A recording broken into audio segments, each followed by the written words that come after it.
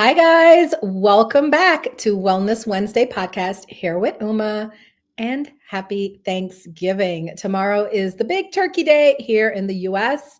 So, shout out to everybody who's celebrating Thanksgiving. And I just want to start by saying I am so incredibly grateful for all of you that tune in every week to listen to my show. Guys, those of you that are watching live, or even if you're watching the recording here on YouTube, please hit that like button and feel free to subscribe. It's free. And that way you can meet some of my incredible guests that come through on the Wellness Wednesday podcast. Now, tonight, we're talking about something that so many of us feel at this time of year: the pressure, the pace, and the overwhelm of the holiday season. And this episode is an invitation to slow down, to breathe, and to choose purpose over presence, to create moments that actually matter, and to reconnect with ourselves and those we love in a meaningful way. Because, we want to be completely present during this holiday season. So, my guest tonight is the incredible Lori McDowell, a chemical engineer turned retreat strategist, speaker, and author of the Reinvention Mindset. She is known as the retreat engineer, helping heart led business owners design transformational experiences that bring people back to clarity, purpose, and joyful reinvention. Through her Your Extraordinary Life framework, Lori blends science, soul, and strategy in a way that is so beautiful and so needed. Lori, welcome to Wellness Wednesday. I'm happy to have you. Hi, Uma. I'm so happy to be here. I met Lori also at the Fearless Women's Summit in DC. She was one of the speakers that blew me away. As you guys have been noticing, I've been having a lot of the ladies from the Fearless Summit DC come through. And we're going to talk a little bit at the end about us working together for the Shape Her Summit coming up in December. But for now, I want to ask you, Laurie, how does it feel doing all these podcast interviews? Because I know I've been watching you on social media and you're with it. Yeah, I love it, Uma. I realize one of my values is to be visible. So I love being out there sharing my message, podcast speaking, writing. So for me, it's a labor of love. The more, the better. I love that. I think like anybody who does the work that we do, we really are servants of humanity because so much of the time we're doing most of it for free from the goodness of our hearts. So I truly appreciate your time. I know you're a super busy woman, and I can't wait to get into tonight's topic. So, speaking of which, your topic, purpose over presence. That hits the heart immediately. What, can I ask, inspired this message? And what does it mean to choose purpose during the holidays? What inspired the message is so many times I've spent the holiday as like, okay, what do I have? How do I get through this? What do I have to do? It seems like a big long to-do list, whether it's Thanksgiving or Christmas, whatever the holiday is. You have to buy the food, you have to cook the meal, you have to invite the guests, you have to clean the house, buy the presents. And I think the holidays end and it's kind of like, you feel like I missed it all. So by choosing the purpose, you stop focusing on the to-dos and what's got to happen and making everything perfect. And you focus more on the intention. How can I be great? Thanksgiving, instead of focusing on the food, focusing on how can I be grateful? Mm. What are, why do I get to spend this amazing time with my family? Let's enjoy it. Let's make a purpose to connect, to share our love, to appreciate each other. Now, that's interesting that you say that because we do have to do the things, right? Like if we're hosting Thanksgiving tomorrow and we have everybody coming to our house, we have to cook and we have to clean and we have to buy the groceries. But I do know that we can still do those things with a feeling of mindfulness and purpose, right? So, what do you think pulls people out of being in that presence and that joy? As I pick up the turkey, I'm joyful. As I'm driving to the house, amidst all the traffic, I'm just grateful to have my family come here. What pulls us out of that? Yeah, part of it is just a mindset shift from the very beginning. You say we have to do those things, and Mm. really we don't have to do those things. We get to do those things. We want to do those things. These things should be a gift that we get to do those things. And when you think of it that way, it's like, oh, I get to cook an amazing meal for my family. I get to go shopping and pick out the foods that I want to prepare that are going to like create traditions we can share with our children over and, and they'll be over and over for decades and for different generations. And when you change the way you think of it, it stops being as a to-do list and it makes it easier to actually enjoy it because you're getting to do it and you're grateful that you can do it because there are so many people that can't. I mean, there are people that are alone at the holidays, people who don't have the ability to buy food. And when you think of it that way, it's definitely becomes more fun and less of a chore. That is so true because as I was sitting here thinking about the whole idea of cooking and, arranging and decorations and all of that, I go into stress. But then when I start thinking about, wow, I actually have people to celebrate the holidays with, or I have money to buy presents or even buy the food. And there's people who literally don't have that right now, given the state of our economy and everything. That does really shift the mindset and put you into that experience of, wow, I'm very grateful. Ooh, Mm-hmm. I know like tomorrow is actually my partner and I, we are doing something new. We're not spending Thanksgiving with any family, even though all the families have been asking us to spend it with them. We decided to just kind of not go anywhere. And he told me, I don't want you to cook. We're going to order out. Even if it's Chinese, we're going to just order out and we're going to pop a bottle of champagne and we're going to sit and watch our shows and just relax. And I was like, this is the best. That's the best Thanksgiving in my book. And I guess I would call that a micro experience that you talk about in other work that I've seen you talk about. You talk about creating micro experiences that strengthen connections. Can Mm-hmm. you explain to other people that probably are not going to have that kind of micro experience? What does a micro experience look like? And why do these tiny moments often mean more to people than the big ones? Right. Yeah. I guess a micro experience is just it's like a small snippet of something that brings you joy. I mean, it could be as simple as, you know what, it's Thanksgiving and I know I'm going to be with family, but maybe that day I want to take an extra long walk with my dog. It's a little experience where we have fun and we connect. Or, you want to visit a friend. We don't have any family nearby. And in the past, we used to fly to family and deal with all the crowds. Yeah. And now we've made the decision, like, we'll see you when it's not the holidays and we'll call on the Right. holidays and we spend it with our friends and our adopted family. And it's fun because there's no pressure. So the micro experience are just those little things that give you some joy and give you some feeling of presence and that I really am, I'm glad I get to do this. And I feel like that's kind of fighting back because so much of the world is focused on consumerism, right? You have to Mhm. fly to see family. You have to buy things. You have to do this. And I feel like your micro experiences are kind of like saying, no, we don't have to do anything we don't want to do. And we can make this holiday our very own, what feels good to us, right? Right. So, can Mhm. you give me an example of some micro experiences that you have had or you have during the holidays? Sure. I mean, one thing that we do, it's kind of small, but like I said, we don't have any family nearby. So it's my son and my husband and I, and now my son has a girlfriend now. So we have, our holiday tradition at Christmas. We go every Christmas to a seafood restaurant and eat seafood, different types of seafood. It's kind of a tradition, our family, to have 7 different types of seafood. And we've been Wow. doing that. And it's just the three of us. It's never a big deal. Sometimes we make reservations, sometimes we just show up.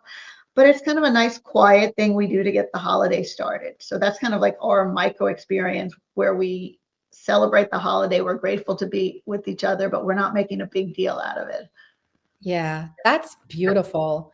And I was trying to sell my man on the idea of like, let's order Chinese food for Thanksgiving because of that movie, The Christmas Story. Yeah. Right? Because apparently I was telling a friend of mine this and she said, that's a thing now. And I said, what do you mean? And she said, yeah, apparently Chinese restaurants are the most busiest on Christmas Yeah. and Thanksgiving I because of guess that they're movie. open. Yeah, and they're open too. And I was like, that makes sense. I think we should support, the restaurants. Um, I have a question about, the holidays is not always a time that is joyful for everyone.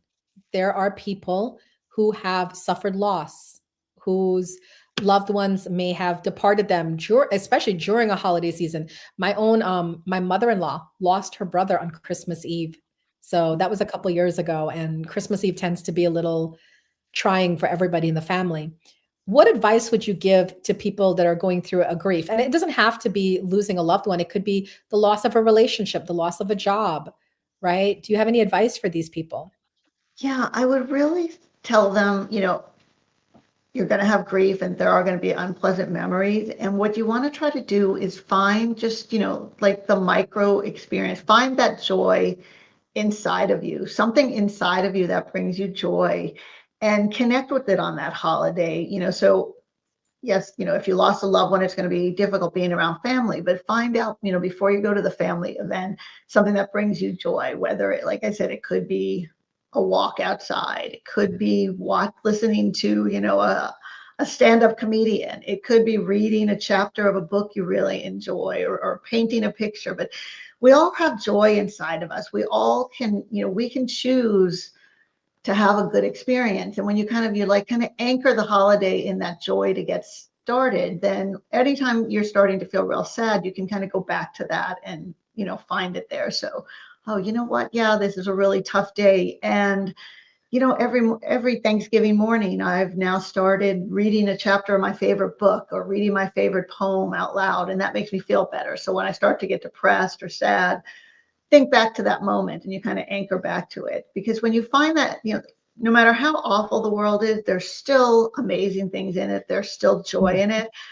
And that's really what keeps you going when bad things happen, that you can find that happiness and that joy inside of yourself. That's amazing. And I feel like people don't put too much emphasis on joy. I feel like in the world, everybody's looking for love, or they're looking for financial success or recognition in the career. But when you try to say people, just living a joyful life is actually the best success you can have. People are like, what could come of that? But do you Right. feel like joy is like high up there, if not the highest emotion we should be striving for?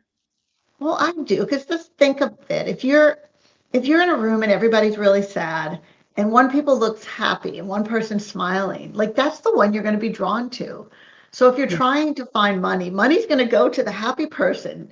Relationships, love, they're going to go to that person that's already happy. So if you're sitting there feeling sorry for yourself and miserable, you're not going to attract the things you want.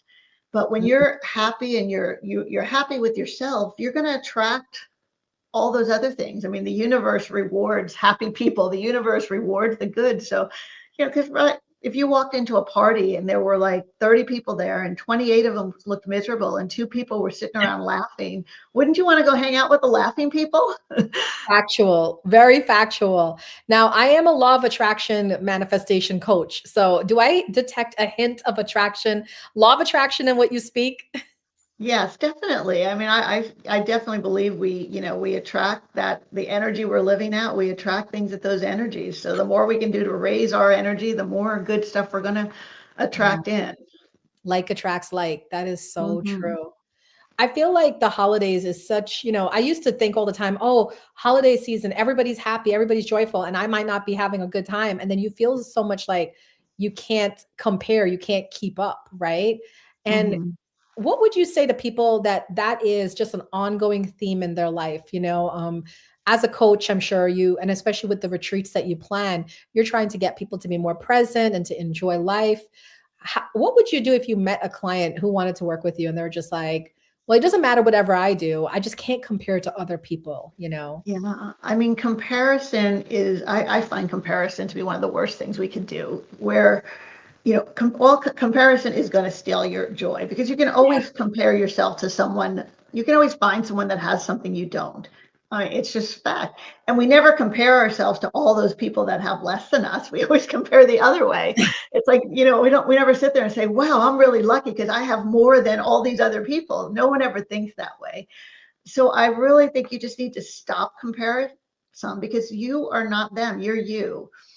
and you just want to be the best you. You want to be the happiest you. You want to be the most fulfilled you and the perfect you, because that's all you can do. You can't be the perfect someone else. You can't compare yourself, because you can always find someone that you can, look compared down on, but you can also always find someone that you can compare up on. So that's why I don't think we should ever compare. We should just be satisfied with who we are and think about, okay, I'm me. I love me. What can I do to make me better? Yeah. Yeah, that's so true. And I love that fact that you say that comparison is the thief of joy, because that's, I try to tell that to people all the time. Like, if you keep looking to the left or to the right and you're not looking on your own path, everybody else is going to get ahead, but you're going to sit exactly Right. where you're at. Yeah, So, I know. It's like my mom is like 82, and she's always like, she's starting to feel yeah, her age and her health. And she's like, well, there are other 82 people, 80-year-old people that are really healthy. And I'm like, yeah, mom, but there's a lot of people that never made it to 80. So you're not comparing right. yourself to them. Right, right. That's a good point. That's like, why do we compare to people that are doing better and we don't compare to people that are doing worse than us? And that would Mhm. definitely increase our gratitude factor for sure. Right. Yeah. Wow. So Well, I want to tell you guys that December 21st, it is the winter solstice, and we have an incredible opportunity for a lot of you to meet Laurie and work with Laurie and myself and some other phenomenal ladies in the Shape Her Summit. It's an online summit. It's absolutely free. It's a gift from Laurie, myself, and the other speakers. And each speaker is going to have 50 minutes to give you like a masterclass for the day. Again, this is all free. So we're going to drop the links, for you guys to see it, to sign up so you can get your tickets. We have sold quite a bunch already. We capped it at 100 people because, we don't want to go too crazy with it. But Laurie, can you tell our listeners what your class is, what you're offering, and what they can expect to get out of the class? sure. Yeah. With the Shaper Summit, we're all speaking on a letter, and my letter is P for purpose. And what I'm going to be talking about is, I have a 3-step process that I use. I use for my retreats and my coaching, and really I use it for my life. And the 3 steps are: power up your purpose, paint the possibilities, and then prosper at the pinnacle.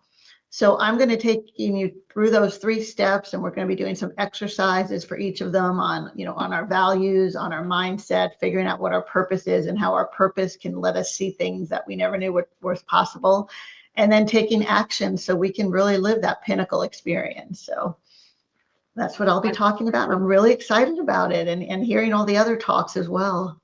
I'm really excited about it too. I will be talking about spirituality and how you can institute a spiritual practice in your daily life to start your day on the right foot. Because as Laurie and I both agree, starting with a joyful heart, a humble heart, a grateful heart will just add and attract more experiences to your life. So, Laurie, this has been an amazing conversation with you. If my listeners want to get a hold of you, could you just, I know we're going to put your links in the comments below for them, but can you tell them how they can find you on your social media sites? Sure. The easiest way to find me is actually if you go to yourextraordinarylife.net. And that's actually a link tree that has all my other links. So you can get a free gift there. You can find all my social media. You can find my email, book a call. So yourextraordinarylife.net is probably the best way, because then you get everything you need in one document. I love that. I'm streaming it right at the bottom there. Yourextraordinarylife.net. That's incredible. And a free offer, guys. Take her up on the free offer for sure. We definitely want that. Laurie, it's been such a pleasure talking to you. I really appreciate this grounded, heart centered conversation. You've reminded us that the holidays don't have to be chaotic or overwhelming. They can be purposeful, gentle, intentional, and filled with small, meaningful moments. What's your plans for tomorrow before I let you go? Right. Yes, I'm going to cook some dishes in the morning and then send it with our friends, where we have an intention. We go over and spend the holidays with them every year, and after the dinner, we sit around and we play Lotteria. So we actually play games, which is really a fun way to celebrate the holidays. So they're my adopted family down here in Houston, since all my other family's up in the Northeast. So I love that. That is so amazing. Thank you, Laurie, so much for coming in. It's truly been a pleasure. Guys, as you move through this holiday season, I hope you choose presence over pressure, purpose over perfection, and moments that nourish your soul. Don't forget, you can always catch past and future episodes on my YouTube channel, The Lotus and the Light. And for deeper spiritual support, consider joining me in one of my two circles, the Spirit Circle or the Lotus Circle. These are monthly spaces for alignment, healing, and community. May peace, love, and light guide your path. And may this season bring you calm, connection, and meaning. Namaste, my beautiful lotus petals.